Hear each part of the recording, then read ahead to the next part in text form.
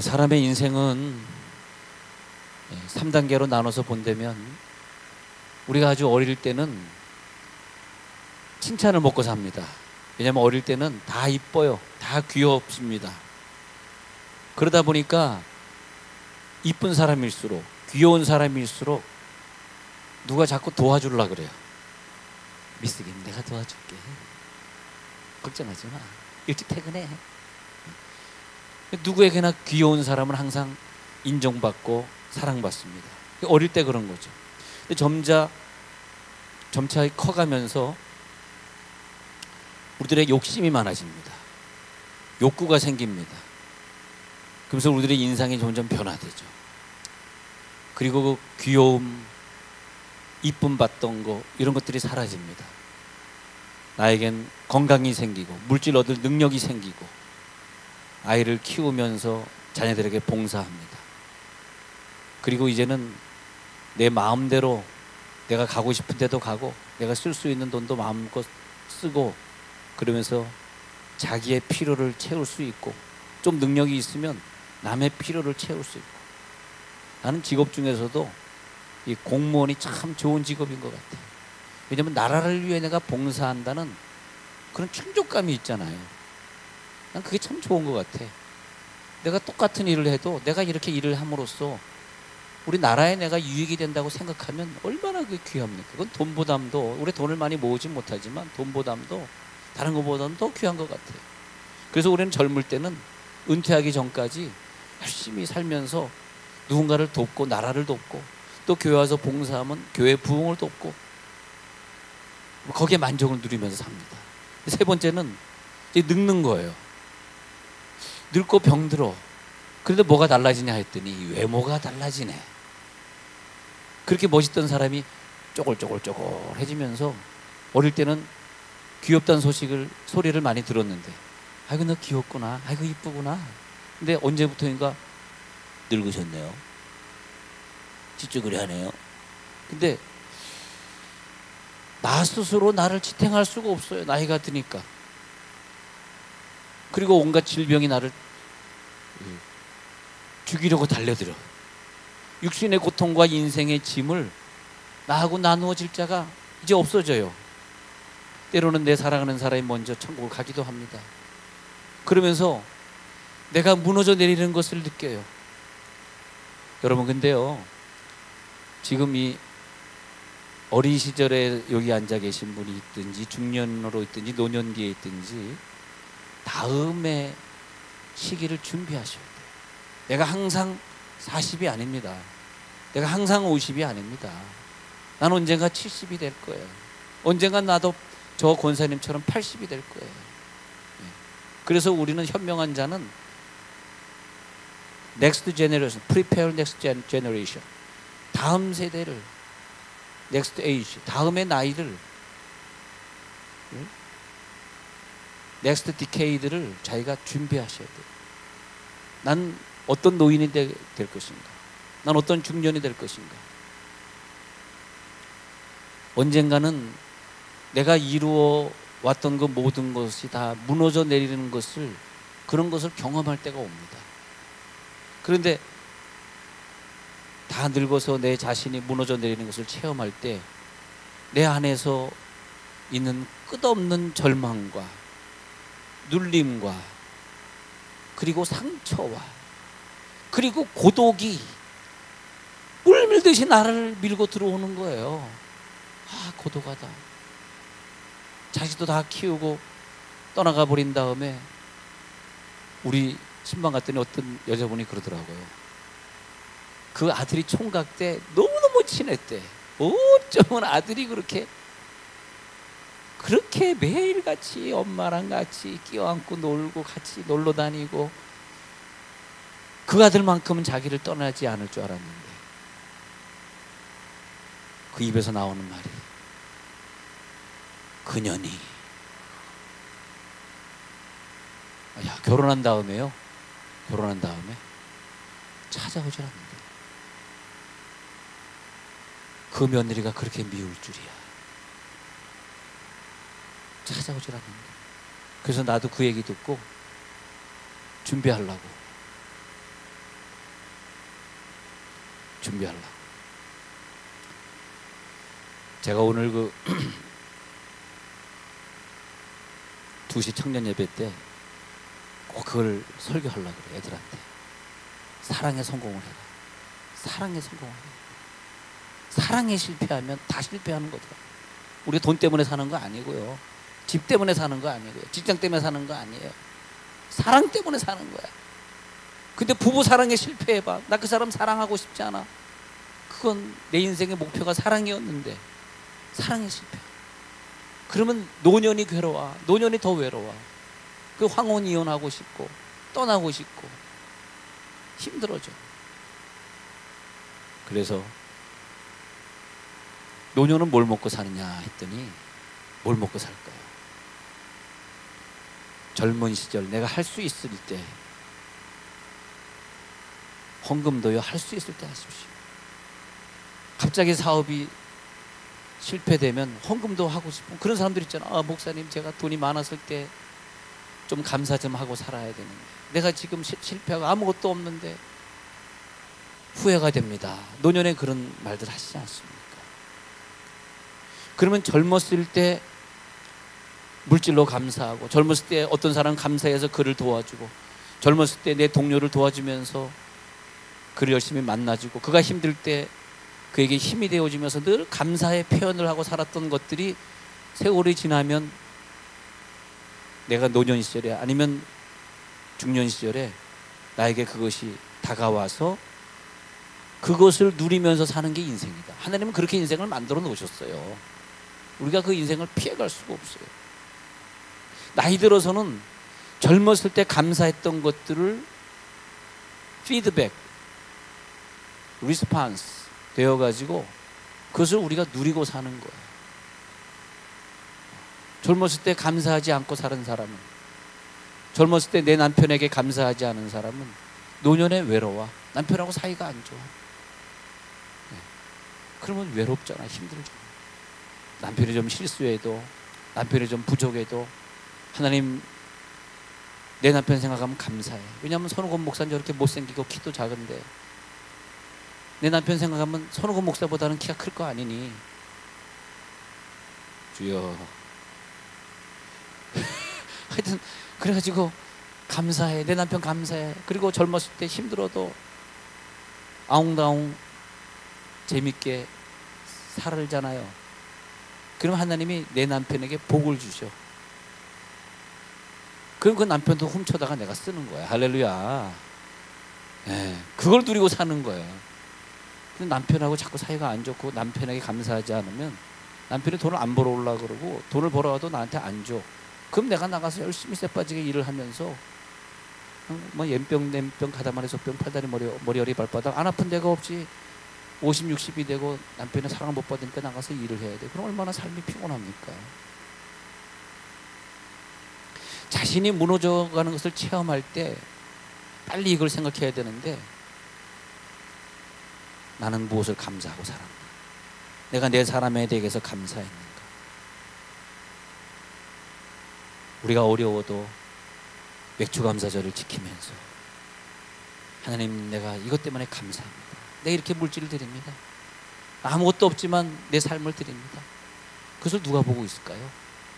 자녀들이 보죠. 여기 예배 참석하지 않는 우리 저 2층 3층에서 예배하고 있는 그 자녀들이 우리를 보고 있잖아요. 그리고 걔네들이 자라면서 신앙을 배우는 거예요. 우리는 10,000원, 20,000원 헌금을 낼 때 걔네들은 그 이상의 것을 보고 있는 거예요. 저는 정말 부모님들이 모든 예배 빠지는 걸 한 번도 본 적이 없어요. 정말 바보같이, 난 정말 바보처럼 믿었군요. 정말 바보처럼 믿었어요. 정말 그게 신앙이라면 정말 나는 어렸을 때 하나님 믿고 싶지 않을 정도로 아무것도, 우리 부모님 이상에 태어나서 아무것도 한 것이 없어요. 경주에 제가 놀러 간 건 수학여행 때 놀러 간 게 처음이에요. 우리는 놀러 갈 수가 없었어요. 수예배 있고 금요예배 있고 구역예배 있고 주일날 하루 종일 예배해야 돼. 어딜 놀러 갑니까? 돈이 없어서 못 놀러 간 것이 아니고. 고등학교 때 경주에 처음 경주라는데 불국사 석굴암 처음 봤네. 그 놀러 간 기억이 없어요. 그냥 엄마 아빠 손잡고 우리는 예배 드린 거밖에 없어요.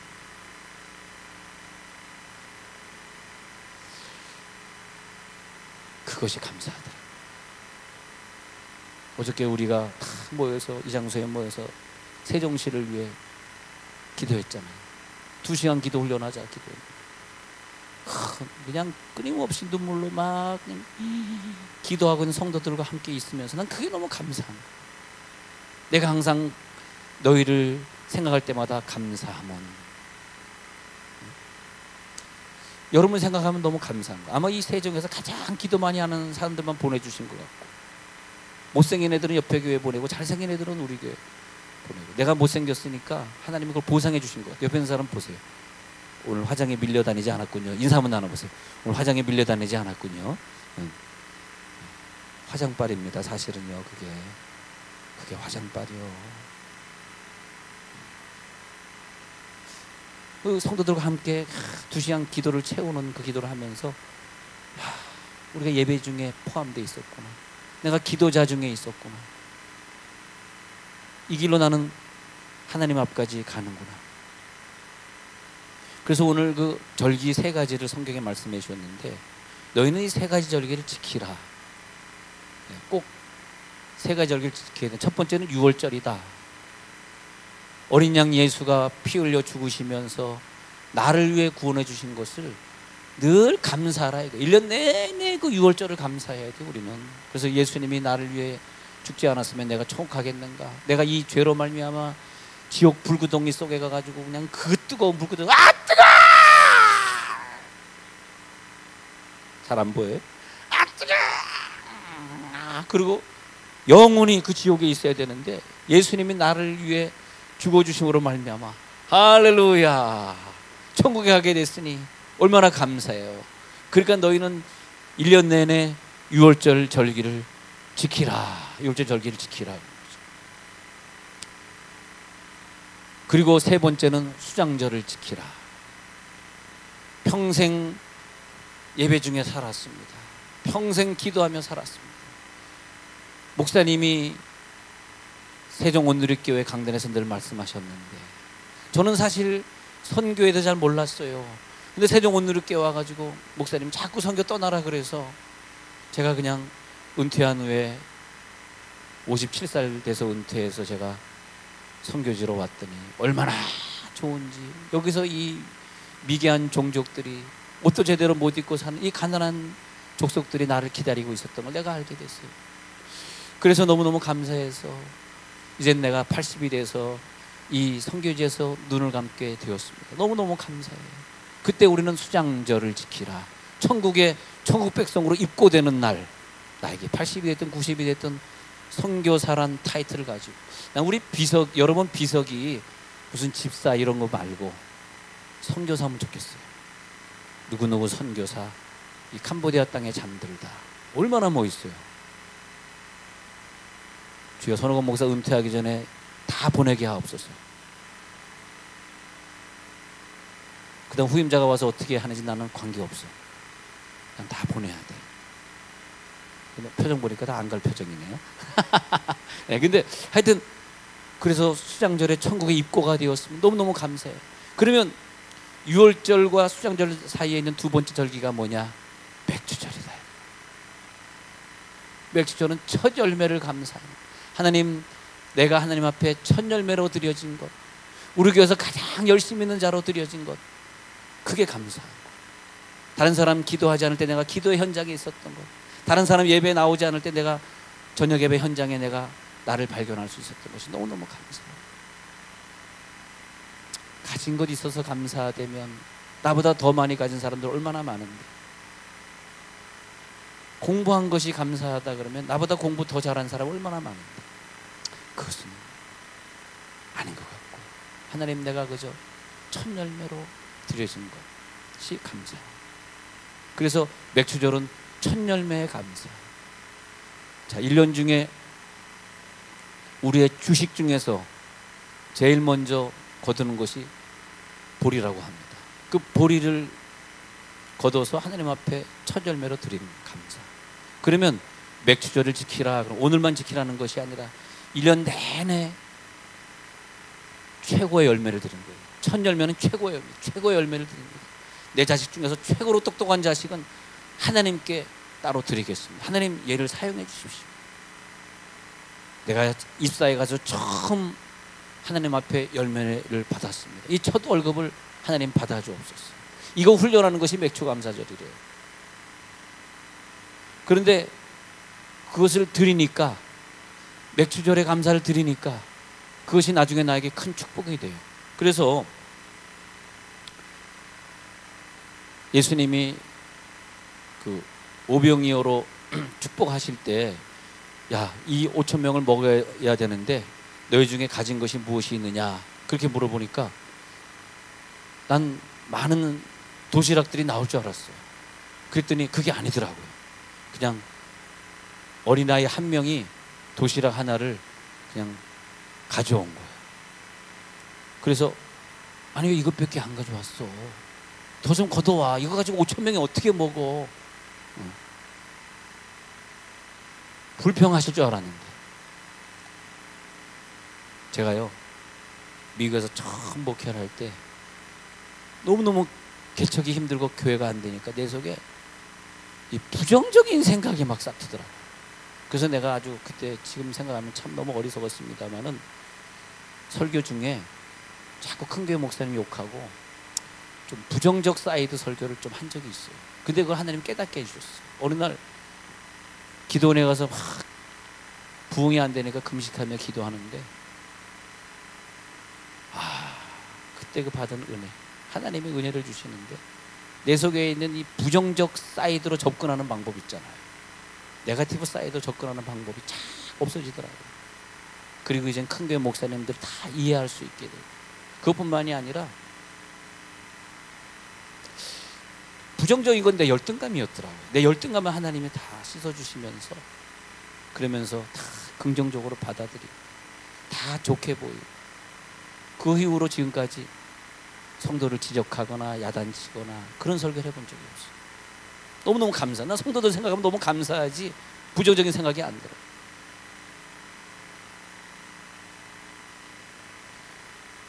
철이 들면 부모에게 감사하잖아요. 철이 안 들었으니까 아직까지 부정적인 얘기가 나오고 불평하고 부모님을 오해하고 부모님 마음을 아프게 하고 그러잖아요. 그런데 철이 드니까 이제는 감사를 하게 되는 거죠. 그런데 예수님은 감사의 삶을 살았습니다. 여기 외국인들이 계시기 때문에 한두 문장만 제가, 왜냐면 저분들이 한국말 전혀 못하니까 좀 미안해서. Jesus lived a life of thanksgiving. He always thanks to his Father for what he had and for always hearing him when he prayed. 항상 예수님은 기도할 때마다 하나님 나의 기도를 항상 들으심을 감사하나이다. 내 기도를 지금도 들어주심을 감사하나이다. 그랬더니 that was how he released miracles in his life. 우리들의 인생에서 기적을 늘 주시는 그 비결을 알아차린 거예요. 늘 기적을 체험하는 사람은 오늘 오병이어의 도시락을 가지고 감사할 수 있는 방법을 안 사람이죠. 오병이어 가지고 불평한 것이 아니라 이것을 주신 걸 감사하나이다. 나사로가 죽었는데 무덤에 있을 때 나사로를 왜 죽이셨나요? 왜 이렇게 늦게 불렀냐? 이렇게 불평한 것이 아니라 절대 그러시면 안 됩니다. 오늘 맥주절 이후로부터 여러분 생각과 말 속에 본인도 모르는 사이에 네거티브적인 생각이 나올 수 있어요. 참 불쌍한 인생이 되는 거예요. 노년에 먹을 게 없어요. 그런 사람들. 노년에 먹을 것은 젊을 때 감사함으로 예배하면 자식들이 보고 그 예배자를 본받아서 자녀들이 믿음 생활 잘해가지고 훌륭한 자식이 되면 그 자식이 가져오는 것을 먹고 살잖아요. 훌륭한 자식이 됐으니까. 자식에게 어렸을 때 감사하는 거, 하나님 앞에 늘 감사하고 성도들에게 늘 감사하는 걸 배워줬으니까 말이에요. 자, 그래서 나사로 무덤 앞에서 예수님이 감사하나이다, 내 기도를 항상 드리신 것을 감사하나이다 그랬더니 그 분량만큼 하나님이 기적을 주셔서 나사로가 살아나게. 오늘 여러분 감사의 분량을 넓히시기 바랍니다. 감사의 그릇을 넓히시기 바랍니다. 그것이 넥스트 페이지에서 내가 누릴 분량이에요. 사람이 변화되면 그 다음에 복을 받는 거야. 사람이 변화되면. 내가 변화되지 않는데 누가 나에게 복을 주니? 누가 나에게 복을 줘? 내가 변화되지 않고 늘 불평하고 싸우고 그러는데. 이제는 불평의 소리가 없어질지어다. 항상 감사하고 사는 거예요. 할렐루야. 그러니까 하나님이 우리들에게 감사할 제목을 또 주시고 또 주시고 그러잖아요. 저는 그래가지고 개척교회 하다가 그거 깨달은 다음에 그 다음에 개척을 할 때마다 하나님이 복을 주시는 거예요. 그래가지고 아주 감사의 제목이 있는 자들만 계속 하나님이 만나게 해주시고. 그래서 가인과 아벨의 제사를 또 잠시 보면요, 그 아벨은 맥추절의 감사를 드린 사람 같아요. 그래서 아벨과 그 제물은 연납하셨으나 할 때, 연납이란 단어가 샤라고 히브리어로 쓰여졌는데, 샤는 뭐냐면 보다 이거예요. 하나님이 지켜보다, 눈동자같이 보다가 샤예요. 하나님이 아벨이 양의 첫 새끼를 드릴 때, 창세기 4장 4절에서 양의 첫 새끼를 드릴 때 그 예물을 연납하셨으나, 샤하셨으나, 지켜보셨으나, 가인의 제물은 연납하지 않았다. 가인의 제물은 보지 않았다. 하나님이 오늘 맥추절에 우리 예배 모습을 봐주셔야 돼요. 보는 사람이 있고 안 보는 사람이 있다는 거예요. 연납하시는 사람이 있고 연납 안 하는 사람이 있다는 거예요. 그러면 아벨의 제사를 연납하셨어요. 우리의 제물을 오늘 받으셨어요. 예? 받으셨더니 그 감사 제물로 하나님이 예배 생활을 인정해 주시고. 여러분 늘 감사하는 마음으로 신앙생활 하는 사람의 특징이 뭔지 아십니까? 예배 생활을 성공하는 거죠. 감사하니까. 아니 감사하니까 부모님 자주 찾아올 거 아니에요. 감사하지 않는 자식이 부모님 자주 찾아오겠습니까? 감사 분량만큼 부모를 찾아가는 숫자가 다를 것 아닙니까? 그러니까 하나님이 그걸 보는 거죠. 야, 네가 정말 감사하는 거야. 그래서 샤라는 단어를 보니까 관심을 가지고 보신다. 순식간의 일도 정확히 보신다. 욥기서에 이 샤 쓰인 단어를 보니까 욥기 7장 19절에서는 침 삼키는 순간까지 놓치지 않고 보시는 하나님이라고 했어요. 춤을 삼키는, 이 침을 삼키는 순간까지도 지켜보시는 하나님, 그것이 샤예요. 우리들의 삶을 연락해서 보시는 거죠. 양의 첫 새끼를 드렸을 때 첫 새끼를 보신 것이 아니라 아벨의 삶을 보셨죠.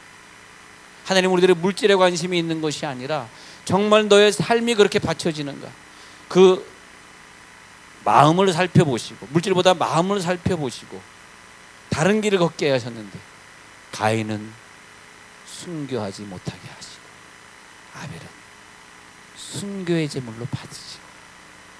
아벨은 순교했습니다. 왜?